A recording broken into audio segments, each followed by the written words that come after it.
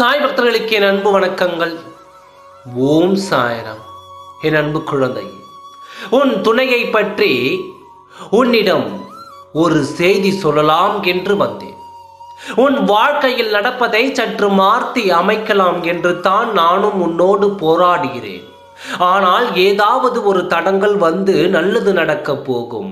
அந்த நேரத்தில் ஒரு மிகப்பெரிய மாற்றம் அடைந்து அது அப்படியே நின்றுவிட்டும் போகின்றது. உன் துணையின் மனதில் இதை பற்றி எண்ணி எண்ணி வேதனைப்பட்டு கொண்டு உன் துணையின் அழுக்குரல் அதிகமாகிவிட்டது. உன் துணைக்கு எதனால் இத்தனை வேதனை என்று பார்க்கலாமா?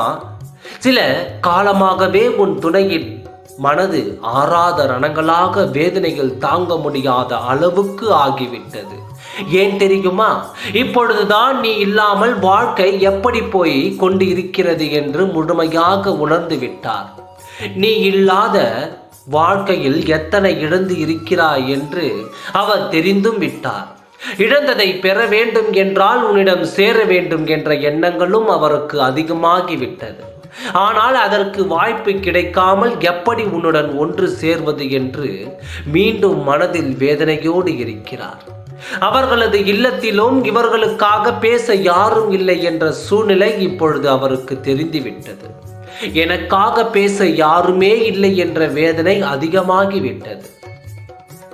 யாராவது ஒருவராவது எனக்காக பேசி என் துணையை என்னிடம் சேர்த்து வைக்க மாட்டார்களா என்று எண்ணி எண்ணி தினமும் அழுது கொண்டே தான் இருக்கிறார்.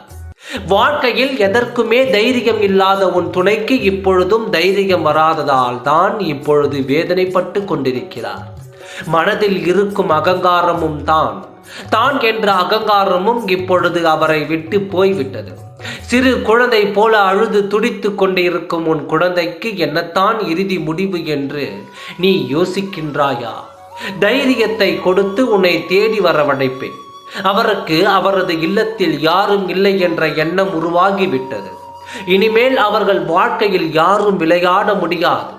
உண்மையை உணர்ந்து இப்பொழுது உண்மையான உறவு நீதான் என்று உணர்ந்து உன்னை தேடி வர ஆசைப்படும் உன் உறவுக்கு போலியான வார்த்தைகளை இனி நம்பி ஏமாற மாட்டார். இதுதான் உண்மை, இதுதான் சத்தியம். உன்மேல் உயிராக இருக்கும் உன் துணை உன்னை நினைத்து நினைத்து அழுது அழுது இப்பொழுது அழுக்குடர்கள் அதிகமாகிவிட்டது. வெளியே சொல்லவும் முடியாமல் உள்ளுக்குள் வைத்து கொள்ளவும் முடியாமல் பாடாய்பட்டு கொண்டு வருகிறாய்.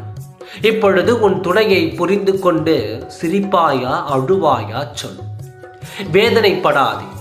உன் துணையின் அழுகையை நிறுத்தி உன்னிடம் கொண்டு வந்து உன் துணையை நான் சேர்ப்பேன். வேதனையின்றி காத்திரு. உன் துணையை நான் உன்னோடு சேர்ப்பேன். ஓம் சாய்ராம். நன்றி, வணக்கம்.